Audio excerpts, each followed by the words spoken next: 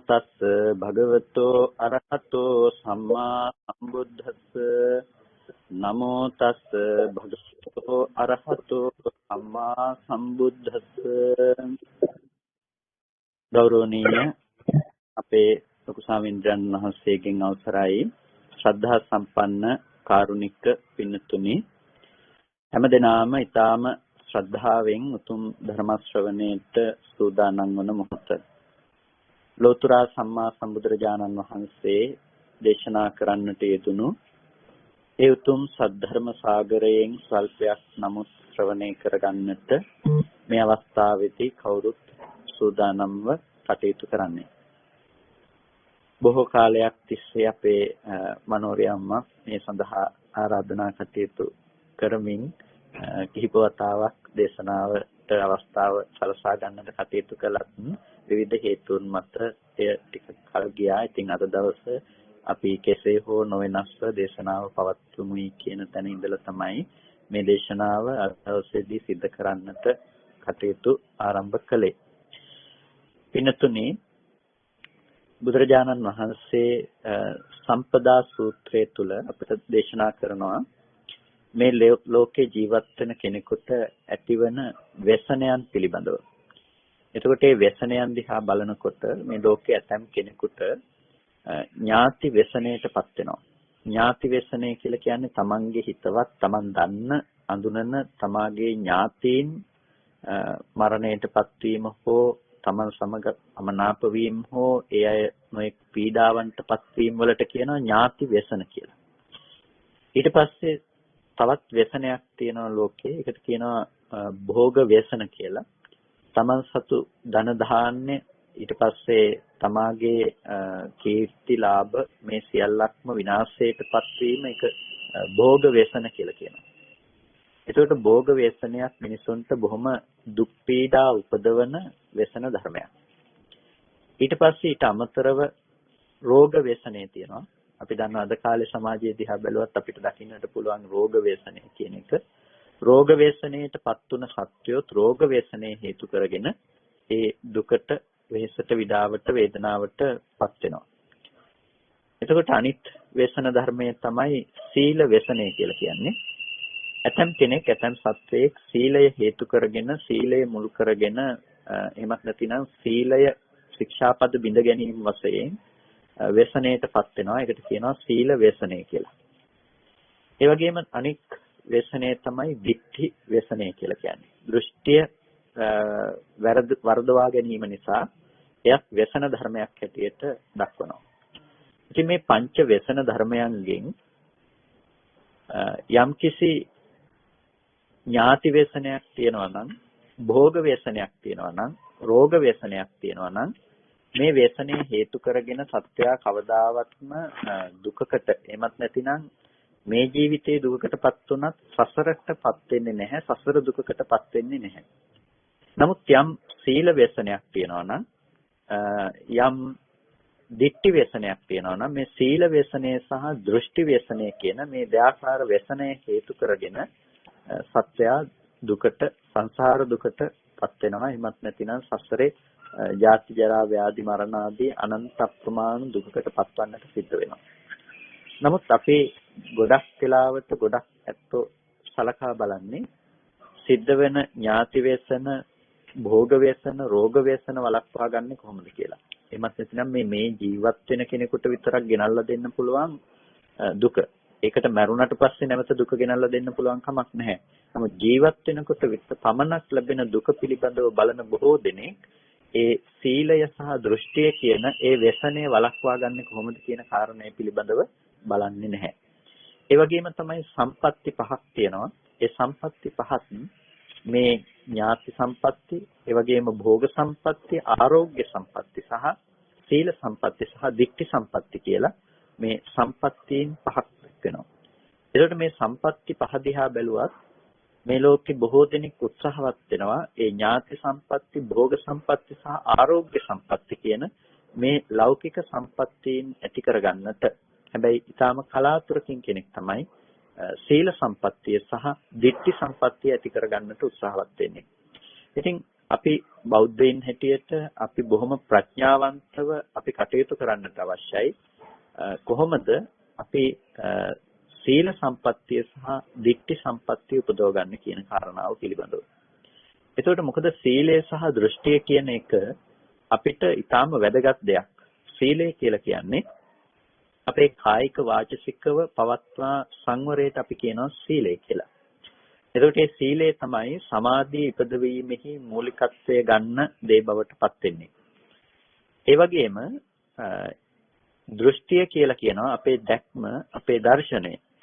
ඉතින් මේ ශාසනයේ සීලය පිළිබඳව කතා කරන්නේ සීලවා දස්සනේන සම්පන්නෝ කියන තැන ඉඳලා. සිල්වත් වෙනවා, සිල්වත් වීම දර්ශනයකින් යුක්තව සිල්වත් වීමක් පිළිබඳව තමයි කතා කරන්නේ.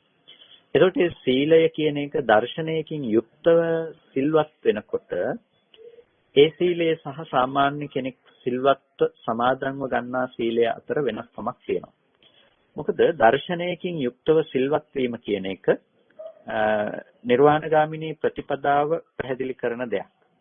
එහෙම නැතුව සමාදන්ව ගන්නා සීලය ඕනෑම මොහොතක තෘෂ්ණා දෘෂ්ටි ආදී පරාමර්ශණයන්ගෙන් පරාමර්ශණය වන්නට පුළුවන්කම තියෙනවා. එනිසා සීලයක් සංරක්ෂණය කරන සීලයක් රකින්නකොට අපි තුල නිවැරදි දැක්මක් තියෙන්නට ඕනේ. ඒක තමයි ඒ සීල සම්පatti සහ දික්ටි සම්පatti කියලා කියන්නේ. එනිසා අපේ දික්තිය සම්‍යක් දෘෂ්ටිය කියන කාරණාව පදනම් කරගෙන පවතින වටිනා දැක්මක් බවට පත් වෙලා තියෙන්නට අවශ්‍යයි. එනිසා පින්නතුනේ ඒ කාරණාව සඳහක් මේ අවස්ථාවේදී කොහොමද අපේ දික්තිය ඍජු බවට පත් කරගන්නේ? එහෙමත් නැතිනම් දික්තිය කොහොමද අපි පිරිසුදු කරගන්නේ කියන කාරණාව පිළිබඳව අපි විමසා බැලීම වැදගත් වෙයි කියලා කල්පනා කරනවා. මේ වෙලාවේදී අපි දර්ශනය එහෙමත් නැතිනම් දැකීම කියන කාරණාව පිළිබඳව අපි කතා කරනකොට අපිට ඊටාම වැදගත් මේ ශාසනයේ කතා කරන දැක්ම පිළිබඳව කතා කරන්නට පුළුවන් සූත්‍ර දේශනාවක් තමයි මෝගරාජ සූත්‍රය කියලා කියන්නේ. එතකොට මෝගරාජ සූත්‍රය තුල කතා කරන්නේ අනාත්ම දර්ශනය සහ ශුන්‍යතාවය පිළිබඳව. අනාත්ම දර්ශනය මේ ශාසනයට අනන්‍ය වුණ එහෙමත් නැතිනම් මේ ශාසනයේ කතා කරන ඊටාම වැදගත්ම ධර්ම સિદ્ધාන්තයක් තමයි අනාත්ම දර්ශනය කියලා කියන්නේ. එතකොට අනාත්ම දර්ශනය තුල තමයි ශුන්‍යතාවය කියන කාරණය නැතිනම් ශුන්‍යතාවය උපදව ගන්නට පුළුවන්කම තියෙනවා. යම්කිසි කෙනෙකුට ආත්ම දර්ශනයක් තියෙනවා නම් ආත්ම දර්ශනය තුල ඔහුට ලෝකේ නිමිතිවල එමත් නැතිනම් ඇසුරු කරන්නට තියෙන ලෝකය හිස් වෙන්නේ නැහැ. ඒ ලෝකය ඇති බවට, ලෝකේ පවතින දෙයක් බවට තමයි ඔහු ඇසුරු කරන්නේ.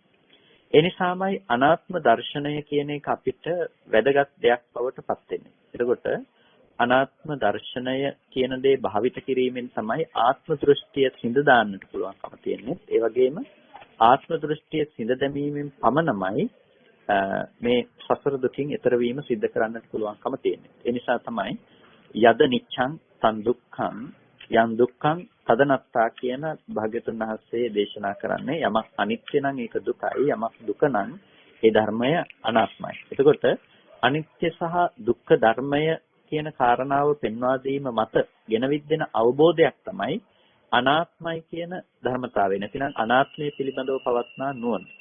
ඉතින් මේ අනාත්මය පිළිබඳව අපි කතා කරනකොට පින්නතුනේ අපිට ඊටාම ගැඹුරින් කතා කරන්නට වෙනවා මේ අනාත්ම ධර්ම સિદ્ધාන්තය පිළිබඳව. ඒක සාමාන්‍ය මට්ටම ඉක්මවා ගියපු මට්ටමකින් අපිට නිකන් වචනාර්ථය විතරක් දිහා බලලා මේ කියන්නේ ආත්මයක් නෑ කියන කාරණාව කියන තැන රැඳී ඉන්නේ නැතුව අපිට එතනින් එහාට ගිහිල්ලා මේ අනාත්ම කියන ධර්මයේ පිළිබඳව විමසා බලන්නට සිද්ධ වෙනවා. එතකොට ඒ පිළිබඳව අපි විමසා බලනකොට ඊටාම වැදගත් සූත්‍ර දේශනාවක් තමයි සුත්ත නිපාතේහි දකින්නට ලැබෙන ඒ මෝගරාජ සූත්‍රය කියලා කියන්නේ. එක බ්‍රාහ්මණ ළමයි දරුවන් නැතිනම් බ්‍රාහ්මණ පිරිසක්, තරුණ පිරිසක් බුදුරජාණන් වහන්සේ ළඟට ගිහිල්ලා ප්‍රශ්න විමසීමක් සිදු කරනවා. එතකොට මෙයා ඊටාම දාර්ශනික පසුබිමක් තුළ ඉඳලා දාර්ශනික සන්දර්භයක් තුළ ඉඳලා තමයි මේ ප්‍රශ්න ඉදිරිපත් කිරීම බුදුරජාණන් වහන්සේට සිදු කරන්නේ. ඉතින් එක එක අය තම තමන්ට තිබුණු ප්‍රශ්න බාවාරි බමුණන්ගේ ඒ ශිෂ්‍ය වුණ පිරිස ගිහිල්ලා මේ ප්‍රශ්න විමසීම බුදුරජාණන් වහන්සේගෙන් සිද්ධ කරනවා. ඉතින් මේක ශාසනික වශයෙන් ගත්තොත් ඒ ශාසනික ධර්ම කොටස් අතරින් ගත්තොත් ඊටාම භාවිතයට ලක්ුණ දෙයක් තමයි මේ සිද්ධ වුණ සාකච්ඡාව. බුදුරජාණන් වහන්සේ සහ මේ අය අතර සිද්ධ වුණ මේ සාකච්ඡාව. සුත්ත නිපාතේ ඒ අටක වර්ගයේ තියෙන මේ බොහෝ සූත්‍ර සංඛ්‍යාවක් තියෙනවා. ඒ සූත්‍ර සංඛ්‍යාවම ඒ බ්‍රාහ්මණ දරුවෝ ඇවිල්ලා ඒ කරපු සාකච්ඡාව. නැතිනම් ඒ බමුණන් ඇවිල්ලා බුදුරජාණන් වහන්සේ සමග කරපු සාකච්ඡාව. එතකොට කොතෙක් දුරට ඒ සමාජයේ දාර්ශනික වශයෙන් පෝෂණය ලැබපු සමාජයක්ද කියන එක අපිට ඒ කාරණා ටික විමසා බලනකොට දකින්නට පුළුවන්කම තියෙනවා.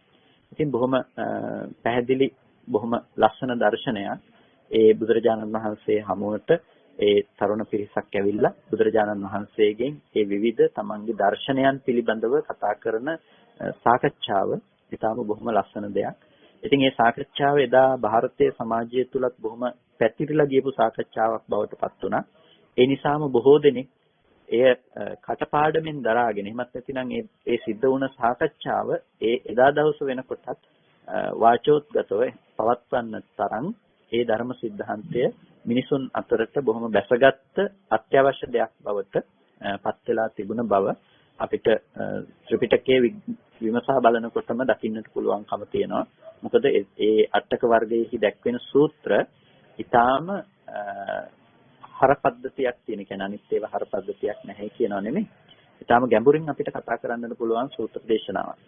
ඉතින් මේ මොගරාජ සූත්‍රයේදී මොගරාජ කියන මේ බ්‍රාහ්මණතුමා බුදුරජාණන් වහන්සේගෙන් දෙවතාවක් ප්‍රශ්න අහනවා. බුදුරජාණන් වහන්සේ දෙවතාවම ඔහුගේ ප්‍රශ්නට උත්තරයක් දෙන්නේ නැහැ. ඔහු බුදුරජාණන් වහන්සේගේ දෘෂ්ටිය පිළිබඳව බුදුරජාණන් වහන්සේගේ දැක්ම පිළිබඳව තමයි ප්‍රශ්න විමසන්නේ. කුමන දැක්මකින් යුක්ත කෙනාද මායя දකින්නේ නැත්තේ? කුමන දැක්මකින් යුක්ත කෙනාද මායя දකින්නේ නැත්තේ? බුදුරජාණන් වහන්සේගේ දෘෂ්ටිය පිළිබඳව දැක්ම පිළිබඳව පැහැදිලි කරන්නට කියන ඉල්ලීම තමයි කරන්නේ. නමුත් බුදුරජාණන් වහන්සේ දෙවතාවක්ම ඔහුගේ ප්‍රශ්නෙට උත්තර දෙන්නේ නැහැ. නමුත් තුන්වෙනි වතාවේදීත් පසුව බලාගෙන ඉඳලා අනිත් අයගේ ප්‍රශ්න ටික විමසනකොට තුන්වෙනි වතාවේදීත් ඔහු තමාගේ ප්‍රශ්නය යොමු කරනවා. මොකද බුදුරජාණන් වහන්සේ ඔහුට උත්තර ලබා නොදෙන්නේ ඔහුගේ ඉන්ද්‍රිය පරිපාක භාවයට ගිහිල්ලා නැහැ. ඉන්ද්‍රිය මොහුකුරා ගිහිල්ලා නැහැ. ඒ නිසා දැන් අනිත් අය හා සමග කරන සාකච්ඡාවන් ඇසීම තුළ ඔහුගේ අර ඉන්ද්‍රිය මොහුකුරා යෑම සිද්ධ වෙනවා. එතකොට ඔහුගේ ප්‍රශ්නෙට උත්තරේ ලබා දීම තුළ ඔහුට ධර්මාභිසමය කරන්නට පුළුවන්කම තියෙනවා කියන කාරණේ මත තමයි බුදුරජාණන් වහන්සේ ඒ සඳහා පිළිතුරු ලබා නොදුන්නේ. ඉතින් මේ සූත්‍ර දේශනාව විමසනකොට මේ ප්‍රශ්නය පිළිබඳව තුන්වෙනි වතාවටත් බුදුරජාණන් වහන්සේගෙන් විමසනකොට තුන්වෙනි අවස්ථාවේදී බුදුරජාණන් වහන්සේ ඔහුට පිළිතුරු ලබා දෙනවා. ශුඤ්ඤතං ලෝකං අවෙක්ඛස්සු මොගරාජ සදාසතෝ අත්තානු දික්ඛින් ඌහච්ච එවං මච්චුතරාසියුම්. එතකොට මේ පිළිතුර තමයි බුදුරජාණන් වහන්සේ ලබා දෙන්නේ. ශුඤ්ඤතං ලෝකං අවෙක්ඛස්සු මොගරාජ සදාසතෝ. මොගරාජ මේ ලෝකය ශුන්‍ය වශයෙන් දකින්න. ශුඤ්ඤතං ලෝකං අවෙක්ඛස්සු. එතකොට සදා සතෝ හැම කල්හි සිහියෙන් යුක්තව මේ ලෝකයේ ශුන්‍ය වශයෙන් දකින්න. අත්තානු දිට්ඨින් ඌහච්ච ආත්ම දෘෂ්ටිය සිඳලා දාලා මේ මායාගේ නොපැනීමට යනවා. නැතිනම් මායාගේ විෂයක් ශේෂ්ත්‍රය ඉක්මවා යන කෙනෙක් බවට පත් වෙනවා. එතකොට දැන් අපිට ටිකක් විමසා බලන්නට වෙනවා. මොකද්ද මේ කතා කරන ශුන්‍යතාවය? එමත් නැතිනම් මොකද්ද මේ ශුන්‍යතාවය ලබනවා කියලා කියන්නේ? ශුන්‍යතාවය උපදවනවා කියලා කියන්නේ මොකද්ද කියන කාරණාව පිළිබඳව අපිට ටිකක් විමසා බලන්නට සිද්ධ වෙනවා. මොකද ශුන්‍යතාවය කියන කාරණාව පිළිබඳව අපේ සමාජය තුළ බොහෝ කතාවත් ගොඩනගෙනවා. සහ ශුන්‍යතාවය කියන එක ශූන්‍යත්වය කියන කාරණාව පදනම් කරගෙන බොහෝ දෙනා විවිධ අදහස් විවිධ මතිමතාන්තර පවත්වනවා. වෙනතුනේ ශුන්‍යතාවය කියනකොට ගොඩ දෙනෙක් උත්සාහවත් වෙන දෙයක් නැතිනම් ගොඩ දෙනෙක් හිතන දෙයක් තමයි මේ හිස් බව තමයි ශුන්‍යතාවය කියන්නේ කියලා. හිස් බව කියන එක. ඒකෝ දැන් අපි යමක් ශූන්‍යයි කියලා කියන්නේ යමක් හිස් කියන අර්ථයකින්. ඒ නිසා බොහෝ දෙනෙක් හිතනවා ශූන්‍යයි කියන එක මේ හිස්කමක් ගැන කතා කරන දෙයක් කියලා. ඒ නිසාම ඇතැම් අය භාවනා කරනකොට අර චිත්තං නිලීයති කියන මට්ටමකටපත් වෙනවා. එහෙමත් නැතිනම් සිත හැඟවෙනවා. එතකොට සිත හැඟවි යනකොට ඇතැම් කෙනෙකුට මේ අර කිසිම දෙයක් ප්‍රකට වෙන්නේ නැහැ. සියල්ලම අප්‍රකටව ගිහිල්ලා ඒ සිත සැඟවීම තුළ ඔහේ ඉන්නට පුළුවන්. සමහර විට පැය 2ක් 3ක් 4ක් වුණත් කෙනෙකුට කිසිම සංඥාවක් එනවා ප්‍රකටව පේන්නේ නැහැ. සංඥාවක් එනවා ප්‍රකට නොවිත් ඔහු ඒ කාලය ගත කරලා නැවත අවදිමත් බවට පත් වෙනවා. ඔහු කල්පනා කරනවා මේ ඉන්නේ ශුන්්‍යතාවයක. එහෙමත් නැතිනම් මොකක්වත්ම ප්‍රකට වුණේ නැහැනේ මම ඉන්නේ හිස් බව තමයි ශුන්්‍යතාවය කියලා සමහර විට කෙනෙක් කල්පනා කරනවා. ඒ නිසා මේ කාරණාව පිළිබඳව පින්නතුනේ අපි ටිකක් විමසා බැලිය යුතුයි කියලා හිතුණා. මොකද ඔක්කේදී එක මහත්මයෙක් මට එක්තරා දවසක් විමසපු කාරණයක් තමයි මේ ශුන්්‍යතාවයේ පිළිබඳව විමසීමක් කළේ එතුමා එතනදී විමසපු කාරණාව ස්වාමීන් වහන්සේ මට භාවනාව තුළ ඕන තරම් කාලයක් ඉන්නට පුළුවන්කම තියෙනවා. ඒ කියන්නේ භාවනාව තුළ මට මම ඉන්නකොට දැනෙන්නේ නැහැ. මට ඒ භාවනාව වැඩෙනවා කියන එක මම දන්නවා. එතකොට ඒ භාවනාව තුළ ඉන්න කාලය, ගතවන කාලය පිළිබඳව මට දැනීමක් ඇත්තේ නැහැ. සමහර විට මම පැය 2-3ක් ගිහිල්ලා කිසිම සිතුවිල්ලක් නැතිව හිස් බවක් තුළ මම රැඳිලා ඉන්නවා කියලා පැහැදිලි කළා. ඉතින් මේක නේද ශුන්්‍යතාවය කියන්නේ, නැතිනම් නිරෝධය කියන්නේත් මේකද කියලා තමයි එතුමා ප්‍රශ්න කළේ. ඉතින් ඒ වෙලාවේදී මම අහපු ප්‍රශ්නේ තමයි සිතට කිසිම සිතුවිල්ලක් නැති බව වින්දේ සිතට කිසිම සිතුවිල්ලක් ඇති නොවන බව තේරුම් ගත්තේ කොහොමද? ඒ කියන්නේ සිතට යම්කිසි සිතුවිල්ලක් සිතට යම්කිසි සිතක් ඇති වෙන්නේ නැහැ කියන එක පිළිබඳව දැනගත්තේ කොහොමද කියන කාරණාව තමයි විමසුවේ. එතකොට එතුමාට පැහැදිලි වුණා මේ සිතට කිසිවක් නැහැ කියන එකත් යම් සිතකින් දැනගත්තනේ එහෙමද. එතකොට ඒ සිතට කිසිවක් නැහැ කියන එක දැනගන්න එකත් තව සිතක් නේ. එහෙමනම් ඒක ශුන්්‍යතාවයක් වෙන්න පුළුවන් කමක් නැහැ. මොකද සිතට මොකක්වත්ම ඇසුරු වෙන්නේ නැහැ කියන එක ශුන්්‍යතාවයක් වෙන්න බෑ. මොකද එතන තව කාරණයක් නිසා අශුන්‍යයි. ඒ අශුන්‍යතාවයේ දකින්නේ නැති නිසා ඒක පවතින මට්ටමක් වන්නට පුළුවන් කමක් නැහැ කියලා. ඒ වගේම අපිට අරූපාවචර ධ්‍යාන පිළිබඳව අපි විමසලා බලනකොට අපිට තියෙනවා නත්ති කිංචි කිසිවක්ම නැතයි කියලා ගන්න ආකින්චඤ්ඤායතන සමාධිය. ඒ කියන්නේ කිසිම නිමිත්තක් ඔහු ඇසුරු කරන්නේ නැහැ. කිසිම නිමිත්තක් ඇසුරු කරන්නේ නැති නිසා ඒ ආකින්චඤ්ඤායතන සමාධිය උපදවගත්ත කෙනෙකුටත් ඒ කිසිම ආකාර නිමිත්තක් දකින්න පුළුවන් කමක් නැති නිසා එහෙමනම් එතන ශුන්්‍යතාවයක් කියන මට්ටමක ඇතැම් අය මුලාවටපත් වෙනවා. නැතිනම් එතනත් රැවටීමකට ලක් වෙනවා. ඒ නිසාම තමයි මේ ශුන්්‍යතාවය කියලා මේ ශාසනය කතා කරන්නේ මොකක්ද කියන කාරණය පිළිබඳව අපි විමසා බැලිය යුත්තේ. ශුන්්‍යතාවය කියන කාරණාව පිළිබඳව පින්නතුනි අපි විමසා බලනකොට අපිට දකින්නට පුළුවන් දේ තමයි ශුන්්‍යතාවය තුල කතා කරන ශාසනික ශුන්්‍යතාවය තුල අපිට පවතින දේ තමයි ආත්ම දෘෂ්ටියෙන් විනිර්මුක්ත බව. ආත්ම දෘෂ්ටියෙන් මිදී පවතින බව තමයි අපිට දකින්නට තියෙන්නේ. බුදුරජාණන් වහන්සේ මොනම අවස්ථාවකදීවත් ශුන්්‍යතාවය යන්නෙන් අදහස් කළේ කිසිවක්ම නැහැයි කියලා ඇති කරගන්න දැකීම නෙමෙයි. ශුන්්‍යතාවයේ යන්නෙන් බුදුරජාණන් වහන්සේ දේශනා කළේ අපිට ඊටාම හොඳින් පැහැදිලි කරනවා අත්තසාර සාරේන අසාරෝ නිච්චසාර සාරේන අසාරෝ සුඛසාර සාරේන අසාරෝ කියන කාරණා ටික පදනම් කරගෙන අපිට ඇති කරපු දැක්මක් තමයි මේ අනාත්ම දැක්ම කියලා කියන්නේ. එතකොට අත්තසාර සාරේන අසාරෝ මේක ආත්මසාර වශයෙන් අසාරවත් දෙයක්. ඒ වගේම සුඛසාර වශයෙන් සැපයි කියලා ගැනීම වශයෙන් අසාරවත් දෙයක්. ඒ වගේම ඒක යම් කිසි කෙනෙක් සුභයි කියලා ගත්තොත් එහෙම ඒ සුභයි කියලා ගත්ත එකකින් අසාරවත් දෙයක්. නිත්‍ය වශයෙන් ගත්තොත් නිත්‍ය වශයෙන් ගන්න එකකින් අසාරවත් දෙයක් තමයි මේ ධර්මතා ටික. ඒ නිසා කිසිම දෙයක් නැහැයි කියනවට වැඩිය ආත්ම වශයෙන් ඇසුරු කරන්නට පුළුවන් කමක් නැහැ කියන තැනට තමයි බුදුරජාණන් වහන්සේ අනාත්මයි කියන දේ ගොඩනැගුවේ. අනාත්මයි කියන දේ ශුන්්‍යතාවයේ උපදවන්නට සමර්ථ ආකාරය පිළිබඳව අපි නුවණින් ගවේෂණය කළ යුතු වෙනවා. ඒ ගවේෂණය කරනකොට අපිට අර අසාර අර්ථය නිවැරදිව තේරුම් ගිහිල්ලා තියෙන්නට ඕනේ. අසාරයි කියන අර්ථය නිවැරදිව අපිට තේරුම් ගිහිල්ලා තියෙන්නට ඕනේ ඒක ගවේෂණය කරනකොට. ඒක ගවේෂණය කරනකොට අපිට දකින්නට වෙනවා ඇයි අනිත්‍යයි කියලා යම් ධර්මතාවයක් පිළිබඳව කතා කරන්නේ කියලා. අනිත්‍යයි කියලා යම් ධර්මතාවයක් පිළිබඳව කතා කරන්න පින්නතුනි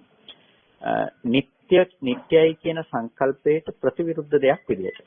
එතකොට නිට්ටයයි කියලා කියන්නේ ලෝකය තුල පවතිනවා කියලා ඇති කරගත්ත දැකීම. අනිත්‍යයි කියලා කියන්නේ ඒ ලෝකයේ පැවැත්ම පිළිබඳව ඇති කරපු යථාභූත ඥාන දර්ශනයක්. එමත් නැතිනම් හට ගැනීම සහ වැයවීම කියන කාරණාව පෙන්වා දෙන එකක් තමයි අනිත්‍යයි කියලා කියන තැනදී කතා කරන්නේ. එතකොට අනිත්‍යයි කියන තැනදී මේ පවතින දෙයක් නැති වී යෑම නෙමෙයි. පවතින ධර්මයක් ලෝකේ තියෙනවා. තියෙන ධර්මය වෙනස් යනවා කියන තැන ඉඳලා නෙමෙයි බුදුරජාණන් වහන්සේ අනිත්‍යයි කියන දේ අපට දේශනා කළේ. මොකද උදේවයත්තේන අනිච්ඡං කියලා මේ උදේවය අර්ථයකින් තමයි අනිත්‍යයි කියන ධර්මයේ පිළිබඳව බුදුරජාණන් වහන්සේ පැහැදිලි කළේ. ඒ කියන්නේ උදේවය කියන කාරණාව පදනම් කරගෙන. උදේ කියලා කියනවා හට ගැනීමට, වැය කියලා කියනවා වැයවීමට, හට ගැනීම සහ වැයවීම. ස්කන්ධයන්ගේ හට ගැනීම සහ ස්කන්ධයන්ගේ වැයවීම කියන දේ පදනම් කරගෙන තමයි ඒ අර්ථයෙන් තමයි අපිට අනිත්‍ය කියන ධර්මය පැහැදිලි කළේ. ඒක දෙයක නැතිවීමට වඩා වෙනස් වෙන දෙයක්. යම් ඇති දෙයක නැතිවීමට වඩා වෙනස් වෙන දෙයක්. එතකොට ඇති දෙයක නැතිවීමට වඩා වෙනස් වෙනවා නම් ඒ කාරණාව පැහැදිලි කරන්නේ බුදුරජාණන් වහන්සේ බොහෝ වෙලාවට භික්ෂුන් වහන්සේලාගෙන් අහන ප්‍රශ්නයක් තමයි මහණෙනි ඇස නිට්ටයද අනිත්‍යද, රූප නිට්ටයද අනිත්‍යද, චක්කු විඤ්ඤාණය නිට්ටයද අනිත්‍යද, මේ ආදී ප්‍රශ්න විමසීම. එතකොට ඇහැ නිට්ටයද අනිත්‍යද අහනකොට අනිච්චම් බන්තේ ඇහැ අනිත්‍යයි, රූප නිට්ටයද අනිත්‍යද කියලා අහනකොට රූපය අනිත්‍යයි. එතකොට චක්කු විඤ්ඤාණය නිට්ටයද අනිත්‍යද කියලා අහනකොට අනිත්‍යයි. එතකොට දැන් මේ මූලික කාරණා ටික කන සද්ද සෝත විඤ්ඤාණ මේ ආදී ධර්මතා ටික තමයි අහන්නේ නිට්ටයද අනිත්‍යද කියලා. එතකොට ඇහැ කියන්නේ මොකද්ද? රූපය කියන්නේ මොකද්ද? චක්කු විඤ්ඤාණය කියන්නේ මොකද්ද? ඇහැ කියලා කියන්නේ පෙර නොතිබීම හටගන්න, ඉතුරු නැතුව නැති වෙලා යන ධර්මතාවයක්. රූපය කියලා කියන්නේ මොකද්ද? පෙර නොතිබීම හටගන්න, ඉතුරු නැතුව නැති වෙලා යන ධර්මතාවයක්. චක්කු විඤ්ඤාණය කියලා කියන්නේ මොකද්ද? පෙර නොතිබීම හටගන්න, ඉතුරු නැතුව නැති වෙලා යන ධර්මතාවයක්. එතකොට මේ ධර්මතා ටික පෙර නොතිබී හටගෙන ඉතුරු නැතුව නැති වී යෑම කියන කාරණාව තමයි බුදුරජාණන් වහන්සේ අනිත්‍යයි කියලා දේශනා කළේ. ඒකට කියනවා අහුත්වා සම්භූතං හුත්වා නභවිස්සති කියලා. ඒ කියන්නේ පෙර නොවි හට ගන්නවා උනාට පස්සේ ඒක අනාගතයට ආයේ පැවැත්මක් ඇත්තේ නැහැ. ඇහැට රූපේ පේන්නේ අන්න ඒ විදිහට. හැම වෙලාවකදීම ඇහැට රූපයක් පෙනෙන්නේ ඒක කලින් තිබිලා ඒ කලින් තියෙන රූපය ඇහැට පේනවා එහෙම නෙමෙයි. ඒ වගේම ඒක දැනගන්නේ රූපේ තියෙනකොට අපි හිතින් හිතලා දරුවා කියලා දැනගන්නවා එහෙම නෙමෙයි. ඒකට මේ කාරණා අතර වෙනසක් තියෙනවා. ඇහැට රූපයක් පෙනෙන්නේ පෙර නොතිබීමයි කියලා කියන්නේ පින්නතුනේ ඇහැට ගෝචර වෙන්නේ ඇහැට ගැටෙන්නේ අනාත්ම වර්ණ සටහනක්. එතකොට ඒ වර්ණ රූපයට එහා ගියපු දෙයක් ඇහැට දකින්න පුළුවන් කමක් නැත්තේ නෑ. පෙනෙන රූපය රළුද ගොරෝසුද කියලාවත් එහෙම නැතිනම් පෙනෙන රූපය අම්මද තාත්තද දරුවද ගෙදරද කියලා දැන ගැනීමක්වත් වර්ණ සටහන තුල ඇත්තේ නැහැ. ඒක ආලෝකයක් බාහිර වස්තුවකට පතිත වෙලා එන පරාවර්තන ආලෝකයක් විතරයි. ඒකට ධර්මයේ තුල පාවිච්චි කරන වචනයක් වර්ණ නිභා කියලා. වර්ණ නිභාවක් නැතිනම් පැහැසටහනක් කියන වචනය. එතකොට ඒ පැහැසටහන ඇසට පතිත වෙනවා. චක්කු ප්‍රසාදයට වර්ණ සටහනක් කියන දේ ගැටෙනවා. එතකොට වර්ණ සටහනේ ඇත්තේ නැහැ පුද්ගල බව. ඒ වගේම ඇහැ කියන දේ දන්නෙත් නැහැ පුද්ගල බව. එතකොට චක්කු විඥාන කියන සිතෙන් සිද්ධ කරන්නේ කිසිම දෙයක් දැනගන්න එක නෙමෙයි අර ගැටුණු රූපය පිළිබඳව දැනගන්න එක. ඇස පිළිබඳව පවත්නා මේ සිතෙන් කරන්නේ අර රූපය පිළිබඳව දැනගන්න එක. එතකොට මෙන්න මේ තුන් දෙනාගේ එකතුවට තමයි ස්පර්ශය කියලා කියන්නේ. තුන් දෙනාගේ එකතුව ස්පර්ශයයි. දැන් මේ තුන් දෙනාගෙන් එකක් හරි නැත්තම් තුන් දෙනාගේ එකතුවෙන් එකක් හරි නැත්තම් මේක තියෙන්න පුළුවන් කමක් නැහැ. ඇහැ නැති වුණොත් මේක ඇති වෙන්න පුළුවන් කමක් නැහැ. රූපේ නැති වුණොත් මේක තියෙන්න පුළුවන් කමක් නැහැ. ඒකෙහි යමු වුණ මනස නැත්තම් නැතිනම් චක්කු විඥානේ නැත්තම් මේක තියෙන්න පුළුවන් කමක් නැත්තේ නෑ. එතකොට අපි ස්පර්ශ වුණාමනේ යම් දෙයක් විඳින්නේ යම් දෙයක් දැනගන්නේ. එතකොට ස්පර්ශය කියන මේ ප්‍රතිඵලය ගොඩනගන්නේ මේ ධර්මතා තුන මත නම් තුනෙන් එකක් හරි නැති වුණොත් මේ ස්පර්ශය කියන දේ පේන්නේ. එතකොට ස්පර්ශය පේන්නේ නැත්තම් අපිට දැනගන්න දෙයක් හම්බ වෙන්නේ නැහැ. එතකොට දැන් මේක හරියට මේ ලිප් ගල් 3ක් උඩ තියලා තියෙන බත් මුට්ටියක් වගේ දෙයක් නේ. එතකොට මේ ලිප් ගල් 3න් එකක් හරි අයින් කරොත් මේ බත් මුට්ටියක් තියෙන එක පේන්නේ නැහැ අපිට. මේක අයින් වෙලා යනවා. ඒකට අන්න ඒ වගේ තමයි ඇහැ නැත්තම් රූපේ නැත්තම් චක්කු විඥානේ නැත්තම් ස්පර්ශය කියන දේ පේන්නේ නැහැ. එහෙනම් ස්පර්ශය කියන දේ පනවන්නේ ඇහක් තියෙනකොට රූපයක් තියෙනකොට ඒ කෙරෙහි යොමු වුණු මනසක් තියෙනකොට. එතකොට ඒ ඇහැ රූප සහ චක්කු විඥාන කියන මේ ධර්මතා ටික තුනේම එකතුව තමයි ස්පර්ශය.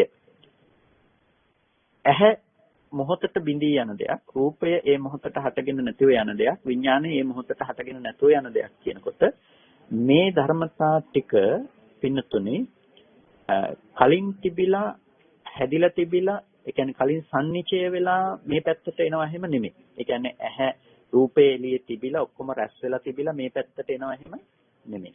ඒ වගේම ඇහැ කියන එක ඉපදිලා තිබිලා අරෙහි තියෙන රූපය මෙහෙට ගෝචර කරගන්නවත් නෙමෙයි. මේක ඔක්කොම එකට සිද්ධ වෙන ධර්මයක්. ඇස සහ රූපය කියන දේ අතර ගනුදෙනුව ඇස තිබුණොත් රූපේ පේනවා, රූපේ පෙනෙනවා කියන එක තුලම ඇස කියන දේ තියෙනවා. මේක පෙරපසු නැතුව උපදින දෙයක්. අපි කිව්වොත් එහෙම දැන් දරුවෙකුගේ ඉපදීම කියන කාරණාව සමගම පියෙකුගේ ඉපදීමක් සිද්ධ වෙනවානේ. දරුවාගේ ඉපැත්ම සමගම පියාගේ ඉපැත්ම පටන් ගන්නවා එතන ඉඳලා. එයා පියෙක් කියලා කියනවා. එතකොට පියා ඉපදුනේ කවද්ද කියලා බැලුවොත් දරුවා ඉපදුණු දවසේම තමයි පියා ඉපදිලා තියෙන්නේ. අන්න ඒ වගේ තමයි යම් වෙලාවක ඇහැ ඉපදුනොත් ඒ වෙලාවට තමයි රූපය ඉපදුනා කියන්නේ. යම් වෙලාවක රූපය ඉපදුනොත් ඒ වෙලාවට තමයි ඇහැ ඉපදුනා කියලා කියන්නේ. මොකද ඇස සහ රූපය තිබුණොත් විතරයි ඔවුනොවුන්ගේ පැවැත්මක් පේන්නේ. ඇස නැත්තම් රූපේ නැහැ, රූපේ නැත්තම් ඇස නැහැ. එතකොට මේ දෙක පුරේජාතයි. හැම වෙලාවකදීම මේ ඇස සහ රූපේ කියන එක කලින් හටගත්ත තැනක තමයි විඥානය එතන ඇස කෙරෙහි පහළ වෙන්නේ. එතකොට ඒ නිසා තමයි චක්කුංච පටිච්ච රූපේච ඇසද රූපේද නිසා උපජ්ජති චක්කු විඥානං එතන උපදිනවා චක්කු විඥානය. එතකොට අන්න ඒ චක්කු විඥාන සිත එතන ඉපදුනාට පස්සේ තින්න සංගති පස්සෝ. දැන් තුන් දෙනාගේ එකතුව තමයි ස්පර්ශය කියලා කියන්නේ. එතකොට මෙතන කොටස් දෙකක් තියෙනවා පින්නතුනි. ස්පර්ශය කියනකොට කොටස් දෙකක් තියෙනවා. මොකද්ද? එකක් තමයි පටිඝ සම්පස්සේ, අනිත් එක තමයි අදිවචන සම්පස්සේ. පටිඝ සම්පස්සේ කිව්වේ අර ඇහැට වර්ණ රූපයේ ගැටුම එකට කිව්වා ඒක පටිඝ සම්පස්සේ. එතකොට අර විඥාණය ඒ අසුරු කොටගෙන පවත්නාකම නිසා නාම ධර්මයන්ගේ සිද්ධ වෙන ස්පර්ශයක් තියෙනවා. ඒ ස්පර්ශයට කියනවා අදිවචන සම්පස්සේ. එතකොට දැන් පටිඝ සම්පස්සය නිසා තමයි අදිවචන සම්පස්සේ පෙනෙන්නේ. අදිවචන සම්පස්සය නිසා තමයි පටිඝ සම්පස්සේ කියන දේ ප්‍රකට වෙන්නේ. පටිඝ සම්පස්සේ නැතුව අදිවචන සම්පස්සේ ප්‍රකට වීමක් නැහැ. අදිවචන සම්පස්සේ නැතිව පටිඝ සම්පස්සේ ප්‍රකට වීමක් නැහැ. ඒකට ස්පර්ශය කියන කාරණාව තුළ ওই කාරණා දෙකම ඇතුළත් වෙලා තියෙනවා. අදිවචන සම්පස්සේ සහ පටිඝ සම්පස්සේ කියන ওই කාරණා දෙක. එතකොට ඒ රූපයේ තියෙන ලක්ෂණයක්. මොකක්ද ඒ රූපයේ තියෙන ලක්ෂණය? එතනින් එහාට පවත්වන්න පුළුවන් කමක් නැහැ. ඔතනින් එහාට එයාගේ වැඩක් ඇත්තේ නැහැ. එතකොට එතනින් එහාට පවතින්නට බැරි කම නිසා තමයි ඊට පස්සේ ඊළඟ සිතෙන් ඇසුරු කරන්නේ. නැතිනම් අපි කිව්වොත් මේ ඊළඟට හට ගන්නවා මනෝ ධාතු කියලා සිතක්. මනෝ ධාතු සිතෙන් සිද්ධ කරන්නේ මොකද්ද? අර චක්කු විඥාණයෙන් දැනගත්ත අරමුණ ඔසෝල ගැනීම වශයෙන් තමයි මනෝ ධාතු සිත උපදින්නේ. ඊට පස්සේ ඒ අරමුණ තමයි මනෝ විඥාණයෙන් දැනගන්නේ. එතකොට දැන් මනෝ විඥාණයෙන් දැනගත්තේ රූපයද එහෙම නැතිනම් අර මනෝ ධාතු සිතෙන් ඔසෝලගත්ත චක්කු විඥාන සිතේ අරමුණද? මනෝ ධාතු සිතෙන් ඔසෝලගත්ත චක්කු විඥාන සිතෙන් දැනගත්ත අරමුණ. එතකොට මනෝ විඥාණයෙන් දැනගත්තේ අර මනෝ ධාතු සිතින් ඔසවලාගත්ත අරමුණ. එතකොට මේකෙදි පේනවා අපිට දැන් ඒ වෙලාව වෙනකොටත් රූපය කියන එක තමන්ගේ වැඩේ කළ ඉවරයි. මේ දේ හට ගන්නකොට රූපයේ පැවැත්ම දැන් ඉවර වෙලා ගිහිල්ලා. එතන රූපය ඇත්තේ නැහැ. තාම දරුවා කියලා අපි දැනගන්න බවක් ඇත්තේ නැහැ. එතකොට ඊට පස්සේ කර්ම මට්ටමින් අපි හිතලා අපි මෙහි දරුවා කියලා ඇති කරගත්ත සංකල්පනාවක් අපි දරුවා කියලා දැනගන්නවා.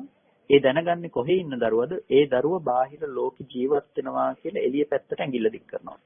එතකොට ඒ විදිහට තමයි අපි දරුවව දකින්නේ. දරුවව ඒ විදිහට දකිනකොට පින්නතුනේ අපි ලෝකේ ජීවත් වෙන නැතිනම් බාහිර ලෝකයේ තුල ජීවත් වෙන දරුවෙක් අපිට හම්බ වෙනවා. අන්න ඒ දරුවා කියන සංකල්පයේ තුල අපි පිහිටා සිටීම නිසා අපිට ඒ දරුවා පිළිබඳව ඇති කරගන්න කැමැත්ත, අකමැත්ත, ඇලීම, බැඳීම කියන දේ දුක උපදවන්න පුළුවන් පැත්ත අපි නිර්මාණය කරගෙන තියෙනවා. දැන් ආත්ම දෘෂ්ටියක් හටගත්ත කියලා කියන එකට. ඇයි පොඩි කාලේ ඉඳලා ඉන්න දැන් අනාගතයට පවතින අපිට රූපවත් වූ දරුවෙක් නැතිනම් රූපවත් වූ ආත්මවත් වූ දරුවෙක් අපිට හම්බ වෙලා තියෙනවා. දැන් පින්නතුනේ ওই දරුවා කියන දේ ඇත්තටම හම්බ වුණේ මොන තැනකද? අපිට දරුවා කියන තැන හම්බ වුණේ අනාත්ම වර්ණ සටහනක් තියෙන තැනක නැතිනම් පාට ටිකක් තියෙන තැනක තමයි අපිට මේක ඇති වුණේ. එතකොට ඒ වර්ණ සටහනක් ඇහැට ගැටෙන තැනක ඒ වර්ණ සටහන හටගෙන ඉතුරු නැතුව නැති වෙලා ගියපු තැනක තමයි අපි හිතේ තියෙන සංකල්පය තුලින් ඔසෝපු දේ දැනගත්තේ. ඒතකොට සංකල්පය තුලින් ඔසෝපු දේ දැනගත්තට පස්සේ පින්නතුනේ ඒකේ සිද්ධ වුණ කාරණාව මොකද්ද? අර සංකල්පමය වශයෙන් දේ දැනගත්තා. දැනගත්ත දේ එළියට පතිත කරලා බැලුවා. ඒ විදිහට තමයි ආත්ම දෘෂ්ටිය හදාගත්තේ. හැබැයි පැවතුණු ධර්මය කවදාවත් දරුවෙක් කියලා පෙන්වන්න පුළුවන් කමක් නැති වර්ණ සටහනක සහ ඇසක සහ සිතක පැවැත්මක්. ඔය එකක්වත් දරුවා නෙමෙයි. දරුවා කවුද කියලා අහුවොත් පාට ටිකද දරුවා කියලා අහුවොත් නෑ පාට ටික දරුවා නෙමෙයි. නම් පාට ටික පවතින හේතුන පටවියාපෝ තේජෝ වායෝද කියලා අහුවොත් එimhe නෑ ඒකත් දරුවා නෙමෙයි. එහෙනම් ඇහැද දරුවා කියලා අහුවොත් නෑ ඇහැත් දරුවා නෙමෙයි. එහෙනම් හිතද දරුවා කියලා අහුවොත් හිතත් දරුවා නෙමෙයි. ඒතකොට දරුවා නොවන ධර්මතා ටිකක් ඇති තැනක අපි දරුවා කියලා දෙයක් විඳිනවා. ඒ කියන්නේ දරුවා නොවන හේතු ටිකක් හදාගෙන අපි දරුවෙක් නිර්මාණය කරගෙන තියෙනවා. ඒතකොට මේකේ නිර්මාණ කරුව බවට පත් වෙලා තියෙන්නේ මේ අවිද්‍යාව. නැතිනම් ඇත්ත නොදන්නාකම තමයි මේකේ නිර්මාණ කරුව බවට පත් වෙලා තියෙන්නේ. ඒතකොට දැන් අපිට ඇසුරු කරන්න ලෝකයක් හම්බ වෙනවා. ඒ ලෝකය අපි ඇසුරු කරන්නේ පින්නතුනේ අර අවිද්‍යාව නැමැති නිර්මාණ කරුව හදලා දෙන නිත්‍ය සංඥාව මත පිහිටපු ලෝකයේ තුල ගිහිල්ලා. ඒ නිසා තමයි ලෝකේ සාරවත් බවක් අපිට දැන් පේන්නේ. ඒ නිත්‍ය සංඥාවක් අපිට තියෙනවා. දැන් අපිට පේනවා රූපය කියන එක නිත්‍ය ධර්මයක්. පවතින දෙයක්. ඒ නිසා පවතින රූපයේ අපිට තියෙනවා වටිනාකම්. අපිට තියෙනවා නොවටිනකම්. දැන් මේ රූපයත් එක්ක අපිට පුළුවන් ගනුදෙනු කරන්න. එතකොට ඒක නිත්‍ය වශයෙන් රූපය සාරවත් කොට කරපු කල්පනාවේ ප්‍රතිඵලය තමයි පින්නතුනි. ඒ රූපය පවතින දෙයක් හැටියට ඒ රූපය යථාර්ථයක් විදිහට අපි හිතපුකම. අන්න ඒ බඳු මනසක ඉන්න කෙනාට බුදුරජාණන් වහන්සේ දේශනා කරනවා ඔබ දකින්න රූපය අනිත්‍යයි කියලා. එතකොට රූපය අනිත්‍යයි කියලා දකින්න කියලා දේශනා කළේ දැන් අර තියෙන දෙයක් නැතිනම් දරුවා ලොකු වෙලා ලෙඩ වෙලා මැරිලා යනවා කියන දේ නෙමෙයි. දරුවා බව ඉපදුනේ කොහොමද කියලා දකින්න. එතකොට දකින්නකොට අපිට පේනවා අනාත්ම ධර්මතා ටිකක්. හේතු නිසා සකස් වුණ ධර්මතා ටිකක්. ඒ ධර්මතා ටික හේතු නැති වෙනකොට ඉතුරු නැතුව නැති වෙලා යනවා. හේතු නිසා හටගත්තේ ධර්මතා ටික හේතු නැති වෙනකොට නැති වෙලා යනවා. එතකොට අන්නේ නැති වෙන තැනක නේද මේ අවිද්‍යාව නිසා මේ දරුවා කියන දේ මෙහි උපදවා ගත්තේ කියලා Tamanට පේනවා. දැන් එතකොට අර නිත්‍ය සංකල්පනාවට පවතින දෙයක් නැහැ. ඇයි රූපයේ අනිත්‍ය නැවත පෙන්වලා දෙන නිසා. එතකොට අර නිත්‍යසාර වශයෙන් යමක් ගත්තනම් පින්නතුනේ නිත්‍යසාර වශයෙන් ගත්ත දෙයට තනක් නැති වෙනවා. ඒ වගේම සුඛ වශයෙන් ගත්තනම් ලෝකේ සැපයි කියලා ගත්තනම් එයාට සැප වශයෙන් ගත්ත දෙයට පැවැත්මක් නැති වෙනවා. සංකත නැතුව නිරුද්ධ වෙන දෙයක් හැටියට ඔහුට දකින්න පුළුවන්කම තියෙනවා. ඒකට ඒ සංකත ධර්මතාවය හටගෙන ඉතුරු නැතුව නැති වෙන දෙයක් හැටියට ඔහු දකිනකොට අන්නේ සුඛ සහගත දැකීම නැතිනම් ඒ සංකත ධර්මයේ පැවැත්ම කියන දේ දකින්න එක ඔහුට පවත්වන්නට පුළුවන් කමක් නැත්තේ නෑ. ඒකට සංකත කියන දුක්ඛ ලක්ෂණය ඔහු දකිනවා. සංකතයි කියන දුක්ඛ ලක්ෂණය ඔහු දකිනකොට ඒ සංකත දුක්ඛ ලක්ෂණය අවබෝධ කිරීම තුළ පින්නතුනේ අර ඔහුට පුළුවන් කමක් නැහැ ලෝකේ පවතින දෙයක් හැටියට නැවත අල්ලන්න. ඒ නිසා ලෝකේ සැපයි කියලා යම් සංඥාවක් ඇති කරගත්තා නම් ලෝකේ සැපයි කියලා යම් අදහසක් උපදවගත්තා නම් ඒ සැපයි කියලා උපදවගත්ත අදහස ඔහුට පවතින්නේ නැහැ. සැපයි කියලා උපදවගත්ත අදහස ඉතුරු නැතුව නැති වෙලා ගිහිල්ලා තියෙනවා. ඒ වගේම තමයි ලෝකේ සුබයි කියලා ගත්තනම් ඒ දෘෂ්ටියත් ඔහුට ඒ පිළිබඳවම නැති වෙලා යන දෙයක් බවට පත් වෙනවා. මොකද සුබ වශයෙන් ගැනීමට ඔහුට ලෝකයක් හම්බ වෙන්නේ නැතිකම නිසා. ඒ වගේම තමයි ආත්ම වශයෙන් යම් කිසි දෙයක් ග්‍රහණය කළා නම් පවතින දෙයක් නැතිනම් පුද්ගලයෙක් වශයෙන් ග්‍රහණය කරා නම් යම් කිසි දෙයක් දැන් ඒකට පැවැත්මක් නැහැ. පැවැත්ම නැත්තේ ඇයි? අනිත්‍යතාවය දැක්කා. අනිත්‍යතාවය දැක්ක වගේම දුක්ඛ ධර්මයේ දැක්කා. අනිත්‍යයි සහ දුකයි කියන ධර්මයේ දකිනකොටම ඔහුට ඒ ඔස්සේ ප්‍රකට වෙනව නුවණක් සත්පුද්ගල වශයෙන් ගන්න සුදුසු තැනක් නැහැ කියන කාරණාව. මෙතන සත්පුද්ගල වශයෙන් ගන්න සුදුසු තැනක් නැහැ කියන්නේ. අන්න ඒකට කියනවා අනාත්ම දැක්මක් කියලා. අනාත්ම සහගත දැක්මක්. අන්නේ අනාත්ම සහගත දැක්ම. එතකොට අනාත්මයි කියලා කියන්නේ ආත්මයක් නැහැ නෙමෙයි. ආත්ම වශයෙන් ඇසුරු කරන්නට තැනක් නැහැ. ආත්ම වශයෙන් ගැනීමට ආත්ම වශයෙන් ග්‍රහණය කරන්නට තැනක් නැහැ කියන එක තමයි අනාත්මයි කියලා කිව්වේ. එතකොට ඇයි ආත්ම වශයෙන් ඇසුරු කරන්න තැනක් නැහැ කියලා කිව්වේ? හේතු නිසා හටගන්න ධර්මතා ටිකක් නම් හේතු නැති වෙනකොට නැති වෙනවා නම් හේතුවට ඕන විදිහට පවතින්න පුළුවන් කමක් නැත්තම් අපිට ඕන විදිහට හේතු හසුරවන්න පුළුවන් කමකුත් නැත්තම් එතකොට ඒක කෙනෙකු විසින් මෙහෙයවන පුද්ගලයෙකුගේ පැවැත්ම යටතේ නතුරුන ධර්මයක් වෙන්නේ නැහැ. ඒ නිසා තමයි ඒකට අනාත්ම ධර්මයක් කියලා කිව්වේ. ඒක නිස්සත්ත්ව, ඒක සත්‍යයක් වශයෙන් පනවන්න පුළුවන් කමක් නැත්තේ නැහැ. නිජීවෝ ඒක ජීවයක් වශයෙන් පනවන්න පුළුවන් කමක් නැත්තේ නැහැ. එතකොට මේ නිස්සත්ත්ව, නිප්පුද්ගල නැතිනම් නිජීව ස්වභාවය දකිනකොට ඇතිවෙන දෙයක් තමයි ශුන්්‍යතාවය කියලා කියන්නේ. එතකොට ශුන්්‍යතාවය කියන එකෙන් අදහස් කරන්නේ මොකුත් නැහැ හිස් කියන එක නෙමෙයි. මොකුත් නැහැ හිස් කියන එක නෙමෙයි. ශුන්්‍යතාවය කියන එකෙන් අදහස් කරන්නේ පින්නතුනේ සත්පුද්ගල භාවයෙන් ශුන්‍යයි කියන දැකීම උපදවා ගැනීම. සත්පුද්ගල භාවයෙන් ශුන්‍යයි කියන එක උපදව ගැනීම. මොකද ශුන්‍යතාවය කියන එකේ හිස් බව දැක්කොත් හිස් බව දකින්න පුද්ගලයා ශුන්‍ය වෙලා නැහැනේ. දැන් මම ඔකට උදාහරණයක් ඇටියට කියන්නේ කවුරුත් නැති තැනකට අපි ගිහිල්ලා කවුරුත්ම නැති තැනක අපි ඉන්න ගමන් අපි කියනවා මේ ශාලාවේ කවුරුත්ම නැහැනි කියලා. ඇත්තටම කවුරුත් නැද්ද? එක්කෙනෙක් ඉන්නවා. කවුද? කවුරුත්ම නැහැ කියලා දකින තමන් එතන ඉන්නවා. එතකොට කවුරුත්ම නැහැ කියන්න බෑනේ තමන් එතන ඉන්නවනේ. කවුරුත්ම නැති බව දකින්න කෙනා එතන ඉන්නවනේ. තමන් නිසා එතන අසුඤ්ඤයි. තමන්ව දැක්කේ නැති වුණොත් තමන්ව නොදකින්න කාත් අපි කියනවා මේ ශාලාවේ කවුරුත්ම නැහැ කියලා.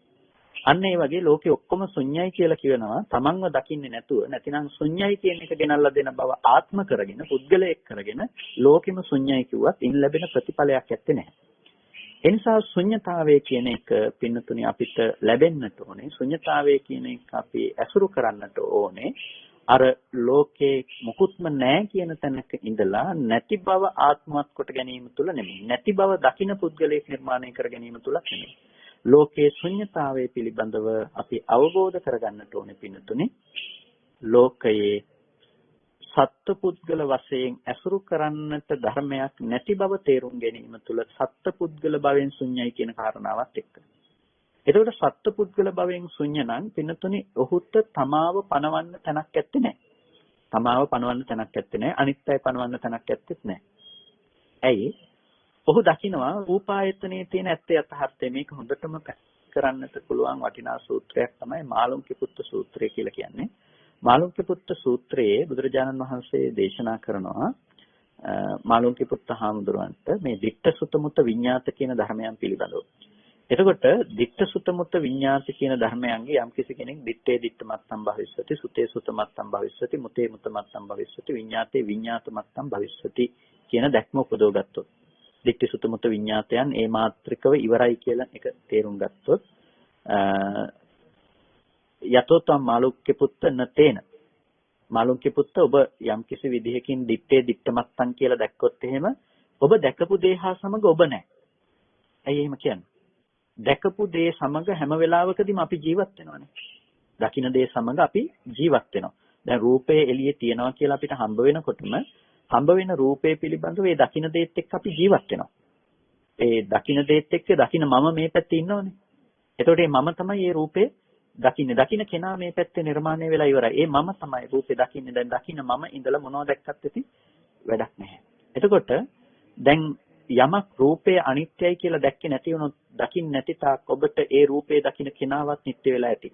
මේ පැත්තේ ඒ දැකපු මම ඉන්නවා.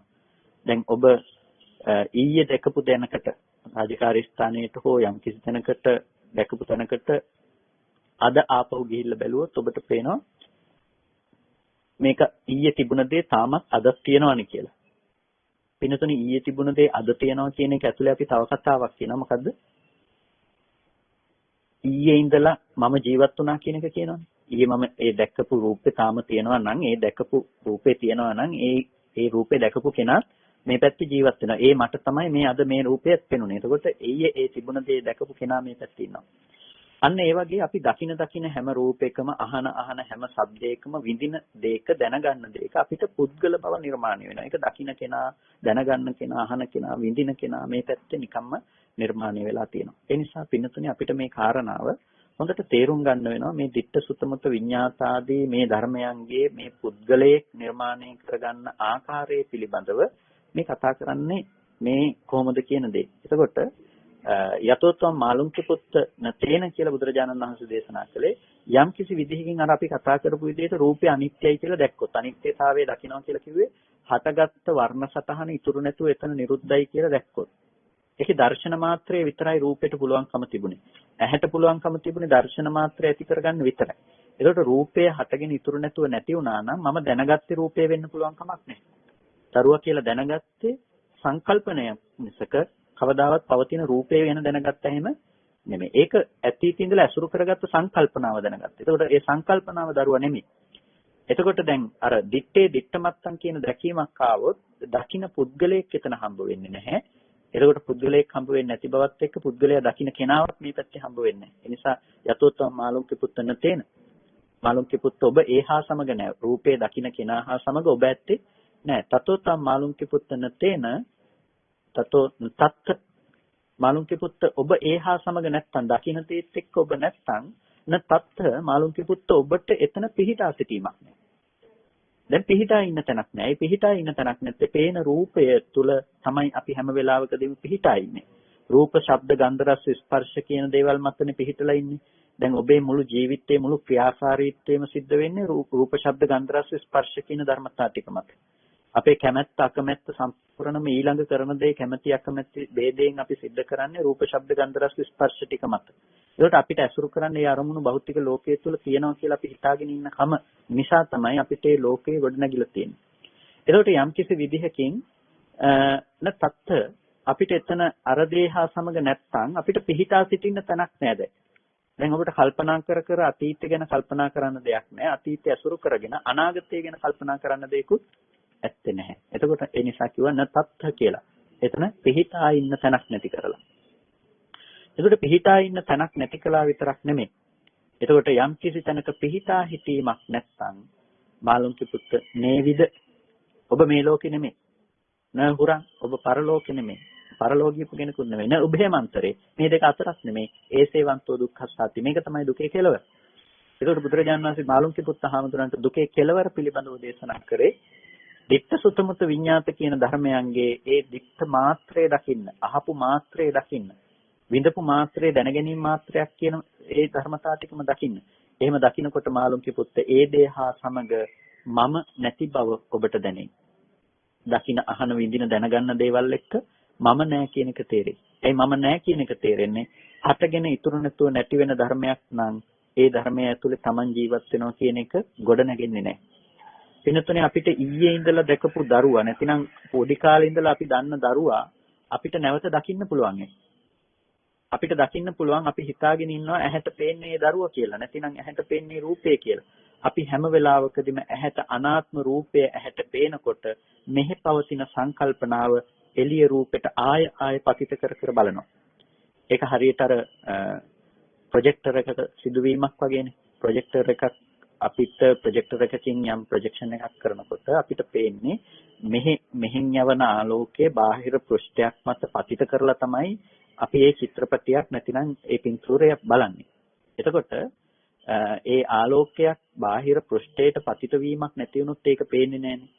එතකොට පෘෂ්ඨය කියන්නේ චිත්‍රපටිය නෙමෙයි. අන්න ඒ වගේ අනාත්ම ධර්මතාවය පිළිබඳව අපි මෙහි ඇති කරගත්ත සංකල්පනාව බොහෝ කාලයක් තිස්සේ එකතු කරගත්ත දේවල්. එතකොට ඒ එකතු කරගත්ත ආශ්‍රව ධර්මතා ටික අපි පතිත කරනවා අර බාහිර පවතින රූපෙට. රූපෙට පතිත කළාම අපිට පේන අර බිත්තිය සත්පුද්ගල සංයුතියකින්. බිත්තිය කියන එක සත්පුද්ගල සංඥාවකින් අපිට පේනවා. එතකොට අන්න ඒ මට්ටමේදී පින්නතුනේ අපි හැම වෙලාවකදීම මෙහි සංකල්පනාව අපි දකින්නේ බාහිර රූපයට අයිති කියලා. එතකොට මේ බාහිර රූපයට අයිති කියලා ඒ සංකල්පය අපි දකින කම්ම පින්නතුනේ අපිට ආත්ම දෘෂ්ටිය කවදාවත් නිදෙන්නේ නැහැ. ආත්ම දෘෂ්ටිය ඒ විදිහටම පවතිනවා. ඒ නිසා අපි මෙතනදී තේරුම් ගත යුත්තක් තියෙනවා. ඒ තේරුම් ගත යුත්ත තමයි ඒ ආත්ම දෘෂ්ටිය නොපැවැත්මට නම් අපිට සිද්ධ වෙනවා පේන දේ හා සමග තමන් නොවන බවට අපිට නුවණින් පෙන්වා දීම සිද්ධ කරන්න. පේන දේ හා සමග තමන් නොවන බව නුවණින් පෙන්වා දීම සිද්ධ කරන්නට වෙනවා. එතකොට මේ පේන දේ හා සමග තමන් නොවන බව පෙන්වලා දෙන්නට අවශ්‍ය නම් අපිට අර රූපේහි අනිත්‍යතාවය, රූපේහි තියෙන අනාත්මතාවය අපිට හොඳට පැහැදිලි කරලා තේරුම් ගන්නට වෙනවා. එතකොට ඒ හැම වෙලාවකදීම ඒ කාරණාව පිළිබඳව අපි තේරුම් ගන්නට යනකොට අපිට සදා සතෝ සිහිය තමයි හැම කාලයකදීම උපකාරවත් වෙන ධර්මය. සිහි පැවැත්ම කොතෙක් තියනවද ඒ තාක් දුරට අපිට මේ දර්ශනය දියුණු කරන්නට පුළුවන්කම තියෙනවා. ශුන්‍යතං ලෝකං අවෙක්කස්සෝ. ශුන්‍යතාවය කියන එක හැම වෙලාවකදීම ප්‍රඥාවක්. නැතිනම් ඒක ශුන්‍යතාවය කියන එක හැම වෙලාවකදීම නුවණ. ඒ නුවණ තුළ තමයි ලෝකයේ තුල සත්පුද්ගල බවක් නැහැ. මේ විදිහේ ධර්මතා ටිකක් හටගෙන ඉතුරු නැතුව නැතිවීම කියන කාරණාව පිළිබඳ දකින්න පුළුවන්කම තියෙනවා. ඒකට ඒක විපස්සනාව තුළ ඉපදුණු ඥාන දර්ශනයක් විතර ශුන්‍යතාවය කියන එක කොයි වෙලාවකවත් කිසිම දෙයකින් හිස් කියලා උපදවගත්ත සමාධියක් එහෙම නෙමෙයි. සමාධිය නැති වෙලා යන්න පුළුවන් දෙයක්. හැබැයි ඥාන දර්ශනය ප්‍රඥාව කියන දේ නැති වෙලා යන දෙයක් නෙමෙයි. ඒ නිසා මේ ශුන්‍යතාවය කියන එක මෙතන තියෙන ඥානයක්, ශුන්‍යතාවය කියන එක මෙතන තියෙන ප්‍රඥාවක්. ඒකට මේ ප්‍රඥාව තමයි වැදගත්ම දේ බවට පත් වෙන්නේ. ඒකට මේ ප්‍රඥාව ඉපදුනේ රූපය, වේදනාව, සංඥාව, සංස්කාරය, විඥානය කියන මේ ධර්මයන්ගේ හේතු නිසා හටගෙන හේතු නැති වෙනකොට නැති වෙනවා කියන ධර්මතාවය දැකීම තුළ. එතකොට ඒ කාරණාව දැකීමෙන් පින්නතුනේ පුළුවන්කම තියනවා මේ රූපයේ අර සාරවත් බව. සාරවත් බව කියලා කියන්නේ අපේ මනසේ ඒක වටිනවා කියලා අපි හිතාගෙන ඉන්නකම අපි දීලා තියෙන එක රූපේ තමයි තියෙන්නේ කියලා. අන්න ඒක නැති කරන්න පුළුවන්. ඇයි නැති කරන්න පුළුවන්? ඔබට මේ වටිනවා කියලා ඇති කරගත්ත සංකල්පය එහෙම නැතිනම් ওই ප්‍රොජෙක්ටරේ තියෙන ওই ප්‍රොජෙක්ෂන් එක බාහිර වස්තුවක් හම්බ වෙන්නේ නැහැ, පෘෂ්ඨයක් හම්බ වෙන්නේ නැහැ පතිත කරන්න. ඇයි රූපය කියන එක අනිත්‍ය ධර්මයක් හැටියට දකිනවා. ඇහැ කියන එක අනිත්‍ය ධර්මයක් හැටියට දකිනවා. දැන් එතකොට මෙහි සංකල්පනාව පවත්වන්න බෑ. පවත්වන්න වෙන්නෙම බාහිර දෙයක් තිබුණොත් තමයි. හැබැයි බාහිර දෙයක් නැත්තම් පිනතුනි වර්ණ රූපය හටගෙන නිරුද්ධ නම්, ඇස හටගෙන නිරුද්ධ නම්, හිතත් හටගෙන නිරුද්ධ නම් ඔබ කොහොමද කියන්නේ ඊයේ හිටපු දරුවා අද දකින්න පුළුවන් කියලා? ඊයේ හිටපු දරුවා අද දකින්න පුළුවන් කියලා කියන්නේ කොහොමද? ඊයේ දැකපු රූපය අද තියෙන්න පුළුවන් කමක් නැත්තම්. ඒ ඇහැ අද තියෙන්න පුළුවන් කමක් නැත්තම්. ඒ වගේම මේ හිත අද තියෙන්න පුළුවන් කමකුත් නැත්තම් කොහොමද කියන්නේ? ඒක අපිට හැම වෙලාවකදීම ඇති බවට ගත්ත වැරදි දැකීම තුළ ගෙනල්ලා දෙන උත්තරයක් විතරයි දරුවා ජීවත් වෙනවා කියලා ඇති කරපු ඒ සංකල්පය. එතනින් එහාට දෙයක් එතන පැවතුනේ නැහැ. ඒ නිසා තමයි ඒකේ අනිත්‍යනලා දෙනවා නම් අපිට ඒක කවදාවත් අත දාන්න දෙයක් ඉතුරු වෙන්නේ නැහැ කියලා කියන්නේ. දැන් ඔබ හොඳටම දන්නවා නම් අවුරුදු 5කට කලින් ඔබේ ඥාතිවරයෙක් මැරුණා කියලා හෙට ඔබ උත්සාහවත් වෙනවද ඒ ඥාතිවරයා හම්බෙන්න? ඒ ඥාතිවරයාට කතා කරන්න? නැහැ. ඇයි ඔබ එහෙම නොකරන්නේ? ඔබ දන්නවා ඔබේ ඥාතිවරයා මැරුණා කියන්න. හොඳටම ඒ කෙනා දැන් නැහැ කියන්න දන්නවා. දන්න නිසා ඒ කෙනාට කතා කරන්න හෝ ඒ කෙනා හම්බෙන්න යන්නේ නැහැ. පින්නතුනි ඒ වගේම රූපය අනිත්‍යයි කියලා දැක්කොත් අර මරුණ කෙනා වගේම දකින්නක රූපේ මේ මොහොතේ හටගෙන ඉතුරු නැතුව නැති වෙනවා කියලා දැක්කොත් අනිත්‍ය රූපේ නැතිව ගියපු රූපේ පිළිබඳව දරුවා කියලා නැවත බලයිද? රූපේ නැති වෙලා කියලා අවබෝධයක් තියෙනවා නම් එයාට රූපේ හම්බ වෙන්නේ මේක දකින්න. ඒ නිසා තමයි ඒක සත්පුද්ගල භවෙන් ශුන්‍යයි කියලා කියන්නේ. මේ පුද්ගල භාවයකින් ඒ රූපේ පවත්වන්න දෙයක් හිතේට හම්බ වෙන්නේ වේදනාව කියන එක පුද්ගල බව පවත්වන්න දෙයක් හැටියට හම්බ වෙන්නේ සංඥාව, සංස්කාරය, විඥානය කියන එක පින්නතුනි පුද්ගල බව පවත්වන්න දෙයක් හැටියට හම්බ වෙන්නේ. ඒ නිසා මේ ශුන්‍ය වශයෙන් ලෝකයේ දකින්නට නම් අපිට සිද්ධ වෙනවා සදා සතෝ හැම කාලෙකම සිහියෙන් යුක්තව කටයුතු කරන්න. සිහියෙන් යුක්තව කටයුතු කරන්න වෙන්නේ කොතනකද? දිට්ඨ සුත මුත විඤ්ඤාත කියන මේ ධර්මයන් පිළිබඳව. එතකොට ඒ දිට්ඨ සුත මුත විඤ්ඤාත කියන ධර්මයන් පිළිබඳව සිහියෙන් කටයුතු කරන්නට වෙනකොට පින්නතුනි අපිට නුවණින් දැක්ක යුතු කාරණය තමයි අපිට සීලය තියෙන්නට ඕනේ. ඊට පස්සේ සිතේ එකඟ බව කියන කාරණාව ගොඩනගෙන්නට අවශ්‍යයි. ඒ නිසා තමයි සීලය වැදගත් වෙන්නේ. කය වචන දෙක ඉක්මවා යන්නේ නැති වෙන්න. සමාධිය වැදගත් වෙන්නේ මානසික අසංවරත්වය අයින් කරගන්න. එතකොට මේ සිහිය කියන දෙයින් ඒ කාරණාව සම්පූර්ණම सिद्ध කරලා දෙනවා. සිහිය කියන දෙයින් ඒ සියලු අර්ථය सिद्ध කරලා දෙනවා. එතකොට ඒ නිසා තමයි සතිංචකෝ අහම් භික්ඛවේ සබ්බත්තිකං වදායි මහණෙනි මම සිහිය කියන එක සබ්බත්තිකව හැම තැනටම කළ යුතු දෙයක් හැටියට දේශනා කරනවා කියලා කිව්වේ. ඒකට මේ සිහිය අපි පවත්වන්නට ඕනේ අර අනාත්ම දෘෂ්ටිය ගොඩ නැගින විදිහට. දැන් ඔබේ භාවනාව සකස් කරගන්නට ඕනේ කොතෙන්ට යන්නද? අර අනාත්ම දෘෂ්ටිය ගොඩ නැගෙන තැනට යන්න භාවනාව සකස් කරගන්නට ඕනේ. ඒකට සතිපට්ඨානය හෝ වේවා අනිත් ඕනම භාවනාවක් ඒ අනාත්ම දෘෂ්ටිය ප්‍රකට වෙන තැනට තමයි ඔබ ගොඩ නැගිය යුත්තේ. පින්නතුනි ඒ කාරණාව ළඟට ඔබ අරගෙන යනකොට ප්‍රායෝගික දේ තමයි ඔබට එක අරමුණක් අරගන්න. එක අරමුණක් අරගෙන ඒ අරමුණ නැවත නැවත විදර්ශනාවට භාජනය කරන්න. ලෝකයේ ඇති බවට හම්බ වෙන දරුවා කියන අරමුණ කියලා ගන්නකො. ඒ අරමුණ හුත්තටම විදර්ශනාවට භාජනය කරන්න මෙහි ඇති කරගත්ත සංකල්පය සහ බාහිර රූපයේ සතර මහා ධාතු රූපයක් කියන එකට පතිත කරලා මේ දේ තුල උපදව ගන්න බව හොඳට නුවණින් දකින්න.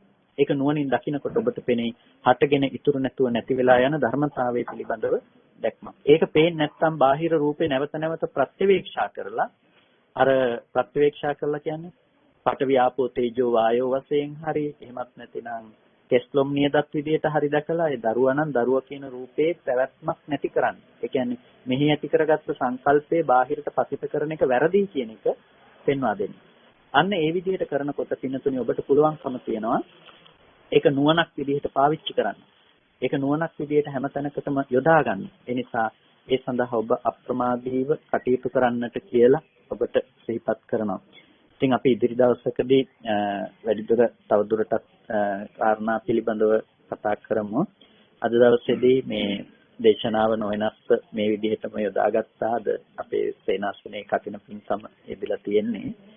ඒකත් සමග වුණත් මේ දේශනාව කෙසේ හෝ කරනවා කියන තැන ඉඳලා තමයි දේශනාව යොදා ගන්නට යෙදුනේ.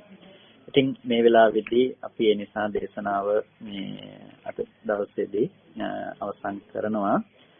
කල්පනා කරගන්න බොහොම ශ්‍රද්ධාවෙන් හැමදෙනෙක්ම මේ සහසම්බන්ධ වන්නට යෙදුනේ මේ අවස්ථාවට මේ සිද්ධ කරගත්ත සියලුම කුසල ධර්මයන් අපිට අර්ථයෙන් ධර්මයෙන් අනුශාසනා කළ අපේ ධර්මාචාර්ය අවසරයි මාංකඩවල සුදර්ශන ස්වාමීන් වහන්සේට අවසරයි මාංකඩවල නන්දරත්න ස්වාමීන් වහන්සේට ස්වාමීන් වහන්සේලා දෙනමතම උතුම් නිවනින් සැනසීම පිණිසම හේතු පාරමිතාවක්ම වේවා කියලා ප්‍රාර්ථනා කරනවා. ඒ වගේම සියලු දෙවියන් මේ පින් සතුටින් සාධනාවෙන් අනුමෝදන් වනු ලබත්වා දෙවියන්ට මේ පින් උතුම් නිවනින් සැනසීම පිණිසම හේතු පාරමිතාවක්ම වේවා කියලා සාදු කියලා දෙවියන්ට පින් දෙන්න. ඒ වගේම මේ සියලුම කුසල ධර්මයන් විශේෂ අනුමෝදන් කරනවා. අද ධර්ම දේශනාව සහ අපේ දායක කරපු පාලි අපි විශේෂයෙන් අනුමෝදනා කරනවා.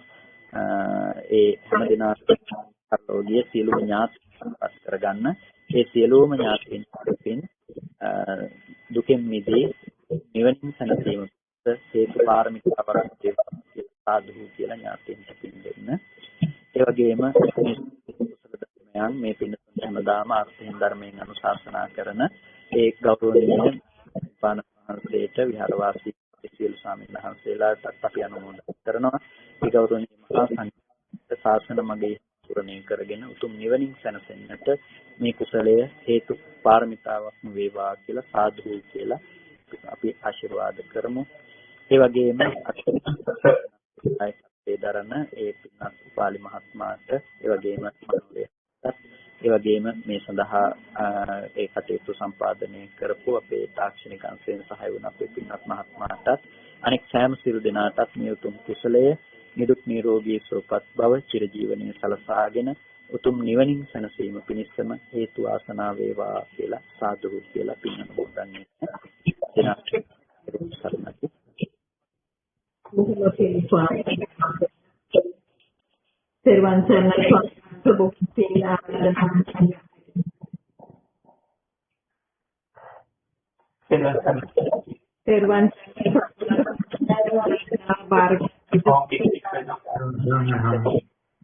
Terima